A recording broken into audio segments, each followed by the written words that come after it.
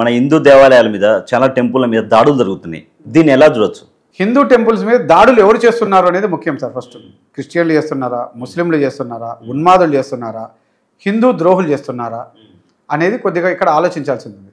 ఒకవేళ హిందూ ద్రోహులు చేస్తున్నారు అనుకోండి, వాడు అక్కడ ఏదో ఆశించినది ఇవ్వలేదు, జరగలేదు, ఖచ్చితంగా రాయేసి ఉంటాడు.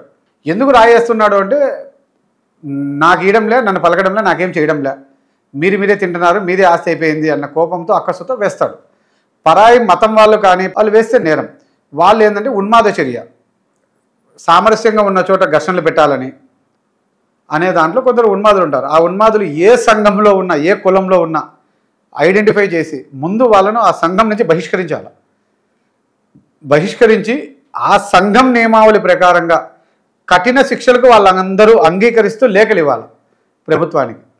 ఇప్పుడు చర్చిల మీద జరగట్లే, మసీదుల మీద దాడి జరగట్లే, ఓన్లీ హిందూ దేవాలయాల మీద జరుగుతున్నాయి. అది కూడా ఆ దాడి జరిగినప్పుడు ఏదైనా ఇష్యూ వచ్చినప్పుడు ఆడు పిచ్చోడు ఆడికి తెలియక దాడి చేశారంటారు. ఓన్లీ ఆ పిచ్చోడికి హిందూ దేవాలయాలు కనబడుతున్నాయా, మసీదులు చర్చిలు కనబడట్లేదా? ఈ పిచ్చోడు అనేవాడు ముందు ఏ మతం అనేది ఫస్ట్ తెలుసుకోవాలి. ఆ మతం అయితే ఒకవేళ ముస్లిం అనుకోండి, క్రిస్టియన్ అనుకోండి, వాళ్ళకు సిస్టమ్ ఉంది. అతను ఖచ్చితంగా క్రిస్టియన్ అయినా ముస్లిం అయినా అతను ఎక్కడైతే నివాసం ఉంటాడో ఆ చుట్టుపక్కల ప్రాంతంలో మసీదులో కానీ చర్చిలో కానీ సభ్యుడిగా ఉంటాడు. ప్రభుత్వాలు ఇప్పటి వరకు ఇటువంటి చర్యలు చేసిన వాళ్ళను ఏ ప్రభుత్వం కూడా ఆ సంఘం వాళ్ళకు లేఖలు పెట్టలేదు. ఫలాని ఈ వ్యక్తి ఈ విధంగా చేస్తున్నాడు, ఈ వ్యక్తిని నియంత్రించండి, ఈ వ్యక్తి మీద మీరు తగు చర్యలు తీసుకొని అతనికి కౌన్సిలింగ్ ఇవ్వండి అని వాళ్ళు ఆ సంఘాలకు చెప్పాలి. ఇప్పుడు ముస్లిమ్స్ చేస్తున్నారు అనుకోండి, మసీదులకు ఎందుకు చెప్పరు? మీ వాడు ఈ విధంగా చేస్తున్నాడు, ఇతని మీద చర్య తీసుకోండి అని వీళ్ళు లేఖ పెడితే వాళ్ళు వాళ్ళ కుటుంబ సభ్యులకు వాళ్ళకి అందరినీ పిలిపించి ఇలా చేస్తే మన మతం ఒప్పుకోదు నాయన, నిన్ను మేము వెలేస్తాము, నువ్వు మాకొద్దు అని వాళ్ళు చెప్పచ్చు. అట్లా ప్రక్రియ ఇప్పటివరకు ఈ దేశంలో ఎక్కడ జరగలేదు. ఎందుకు జరగట్లేదు అసలు? అది ప్రభుత్వ అధికారుల వైఫల్యం అంతే. ఇప్పుడు నేను తప్పు చేసినప్పుడు నా ఇంట్లో వాళ్ళకి చెప్పాలన్నా వద్దా? ఇప్పుడు మీ మీద ఎవరైతే మీ కుల పెద్దలు మీకు బహిష్కరించారు, మరి వీళ్ళు ఎందుకు చేయట్లే అలాంటి పనులు? తప్పు చేస్తే ఏ కులంలో బహిష్కరించాల్సిందే. మరి వీళ్ళు ఎందుకు చేయట్లే? ఆ పని ఎవరైనా వాళ్ళకి ఫిర్యాదు చేశారా? నేను ఏ మసీదులో వాడైతే సభ్యుడిగా ఉంటాడో ఆ మసీదు వాళ్లకు రిప్రజెంటేషన్ అనేది పోవాలి, లేదా వాళ్ళకి తెలియాలి. తెలిసింది ఇప్పుడు టీవీలలో వచ్చేసింది. సో దట్ అతని వివరణ తీసుకొని అతని ఫట్వా అంటారు. వాళ్ళ నిబంధన ప్రకారంగా మేము ఇతన్ని తొలగిస్తున్నాం, ఈ మసీదులో ఇకపై సభ్యుడు కాదు, ఇతను మా మతం కాదు, ఇతనిపై మీరు ఎవరు ఏ చర్యలు తీసుకున్నా మాకు ఎటువంటి సమ్మతి లేదు, మేము బాధ్యత వహించము అని వాళ్ళు చెప్పాలి. ఒకవేళ అలా చెప్పనట్టయితే అతను ఏ మసీదులో అయితే సభ్యుడిగా ఉన్నాడో ఆ మసీదు పెద్దలు బాధ్యత వహించి దానికి పరిష్కారాన్ని కూడా చూపాల్సిందే. వాడు పిచ్చోడు కానీ ఎర్రోడు కానీ ఖచ్చితంగా అతను ఎక్కడైతే ఉన్నాడో ఆ మసీదు కానీ చర్చి కానీ వాళ్ళు దాని మీద బాధ్యత వహించి వాళ్ళు వివరణ ఇవ్వాలి, ఆ విధానాన్ని తేవాలి. ఒక వ్యక్తి దాన్ని నియంత్రిస్తాడు, ఆ వ్యక్తి కింద కొద్దిమంది ఉంటారు. ఆ ముఠా మొత్తం కలిపితే 100 మంది, అంతకంటే ఒక్కడు కూడా ఎక్కువ ఉండడు. ఈ 100 మంది చెక్కు చేతుల్లో పెట్టుకొని మిగిలిన వాళ్ళని ఎవరిని అక్కడ మాట్లాడనీరు. మిగిలిన వాళ్ళు ఏంటంటే మా కులంలో కానీ హిందూ కులంలో ఉన్న పెద్ద దౌర్భాగ్యం ఏంటంటే గుడి మంది కాదు, మన ఇంట్లో ఉండే ఆస్తి మనది, గుడి ఎవరిదో, మనం ఏదో పాపం చేసినామో పుణ్యం చేసినామో డబ్బులు అడుగుతున్నారు ఇస్తాం, వాళ్ళు ఏమైనా చేయనీలే ఏమైనా పోనీలే పాపం వాళ్ళదేలే అనే టైప్లో ఉంటారు. నేను అట్లా ఒప్పుకునేది కాదు. వాళ్ళది కాదు, మా చిన్నాయింది కాదు, మా నాయంది కాదు, వాళ్ళ నాయంది కాదు, ఇవందరూ చనిపోయిన వాళ్ళు వాళ్ళ ఆస్తులు ఇచ్చినారు. ఆ ఆస్తుల్ని దేనికోసం ఇచ్చారు?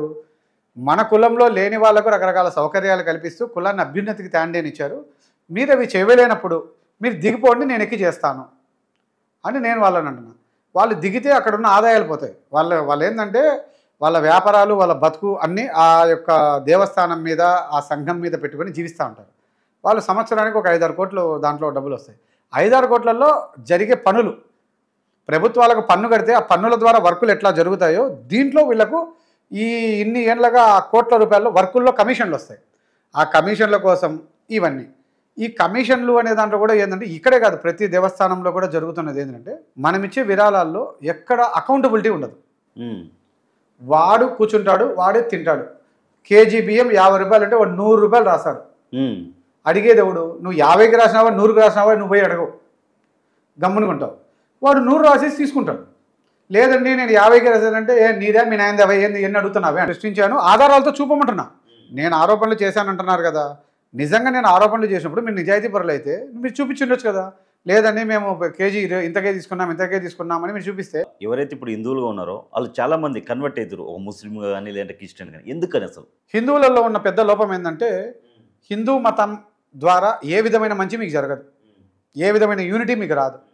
క్రిస్టియానిటీలో ముస్లింలో కొద్దిగా యూనిటీ ఉంది, పథకాలు వస్తాయని కాదు, కానీ వాళ్ళంతా ఒక గుంపు, వీళ్ళల్లో చేరినట్టయితే ప్రభుత్వాల కాడ మనం అనుకునే సాధించుకోగలము అన్న దాంతో వాళ్ళు దాంట్లోకి వెళ్ళిపోతున్నారు. డబ్బాష కదంటారా? చాలా చోట్ల జరుగుతూ ఉంటాయి అట్లా కూడా. డబ్బులు ఇస్తారు కూడా. ఎందుకు ఇస్తారు అంటే వాళ్ళ కష్టాలు ఉన్నాయి. వాళ్ళు ఎవరైతే బలహీనంగా ఉంటారో వాళ్ళే. నిజంగా కొందరు మతాలు మారుతున్నారు అన్నట్టయితే నన్ను ఎందుకు మార్చలేకపోయినారు? మేము శెట్టిగారు అనేవాళ్ళు ఎక్కడ చూసినా దాదాపు 100 ఏళ్ళగా మా పక్క ఇల్లు, అంటే శెట్టిగారు ఉన్న చివరి ఇల్లు ముస్లిమే, ఏ ఊరిలో అయినా సరే. ఒక్క శెట్టి కానీ ముస్లింగా మారినట్టు చూపించండి నాకు, ఎవరు మారరు. ఎందుకంటే మేము ఆర్థికంగా బలంగా ఉంటాం. మేము ఎందుకు మారుతాం? ఎవడైతే ఆర్థికంగా బలహీనంగా ఉంటాడో వాడు ఏం చెప్పినా వింటాడు. వాడి ఆ లాభం కోసం వాడు మతం మారిపోతాడు.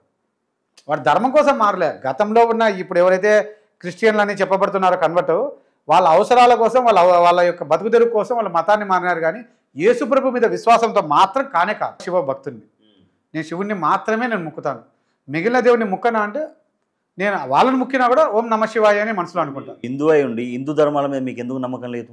నమ్మకం లేదు అనేదానికి హిందూ ధర్మం అంటూ ఒక బుక్ లేదు, ఒక ప్రమాణికం లేదు. ఊరికే ఏదో హిందూ అనే పదం వాడుకుంటున్నారు. కానీ రాజుల కాలంలోనూ హిందూ లేదు, ఇప్పుడు కాలంలోనూ హిందువు లేదు. హిందూ మతానికి విధి విధానాలు అంటూ అప్పుడు లేవు, ఎప్పుడు లేవు. హిందూ ఆచారాలు ఉన్నాయే తప్ప హిందూ మతానికి విధి విధానాలు లేవు. ఆ విధి విధానాల కోసమే నేను బయటకు వచ్చి మాట్లాడుతున్నాను. ఇప్పుడు మీరు ఏం చేయాలనుకుంటున్నారు మరి ఆ విధానాలు రావాలంటే? హిందూ విధి విధానాలు రావాలి అనుకున్నప్పుడు మనకు ఒక గురువు కావాలి, గురు విధానం రావాలి. నా ఉద్దేశం ఏంటంటే ఐఏఎస్లు ఐపీఎస్లు అని ఏ విధంగా వచ్చారో ఇండియన్ టెంపుల్ సర్వీస్ అనే ఒక విధానాన్ని మనం ప్రవేశపెట్టుకోవాల్సింది ఉంది. టెంపుల్ ఆర్గనైజేషన్ సర్వీస్ అంటే ఇక్కడ ఇటువంటి సర్వీసెస్, ఈ చదివిన వాడు ఆ దేవస్థానంలో కూర్చొని సభ్యులందరి చేత ఎన్నికలు జరిపించి వీరి పర్యవేక్షణ ద్వారా ఎన్ని జరగాలి, ఎన్నికల పరంగా ఎన్నుకోవాలంటారు. ప్రజల చేత దేవస్థానాలు నిర్వహింపబడాలి. ఆ దేవస్థానం ఉన్న సంపద అంతా కూడా ప్రజలకు చెందాలి. గవర్నమెంట్తో సంబంధం ఉండదు. గవర్నమెంట్ అంటే ఏంటి? ఒక వ్యక్తిని నియమించే వరకు గవర్నమెంట్ పాత్ర ప్రజలు కొట్లాడుకోకుండా ఉండేదానికి, ప్రజలకు అవసరమైన అన్ని పనులు వాళ్ళు సమకూర్చేదానికి. కొన్ని ప్రభుత్వాలు 2 రకాలు ఉంటాయి.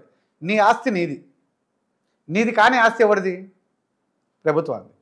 అటువంటి చోట ప్రభుత్వానికి హక్కు ఉంటుంది. నీ ఆస్తిలో ప్రభుత్వానికి హక్కు ఉండదు. నేను ఈ పాయింట్ ఆఫ్ వ్యూలో కూడా నేను బీజేపీ గవర్నమెంట్ ఒక చోట వ్యతిరేకిస్తాను, ఒక చోట సమర్థిస్తాను. బీజేపీ వాళ్ళు వక్స్ యాక్ట్ అని తెచ్చుకొచ్చారు. వండర్ఫుల్, నేను ఒప్పుకుంటాను దాన్ని. వక్స్ యాక్ట్ రావాల్సిందే. అందరూ దాన్ని వ్యతిరేకిస్తారు, మీరు ఎట్లా ఒప్పుకుంటారు? మూర్ఖులు వ్యతిరేకిస్తారు, మూర్ఖులు మాత్రమే. కానీ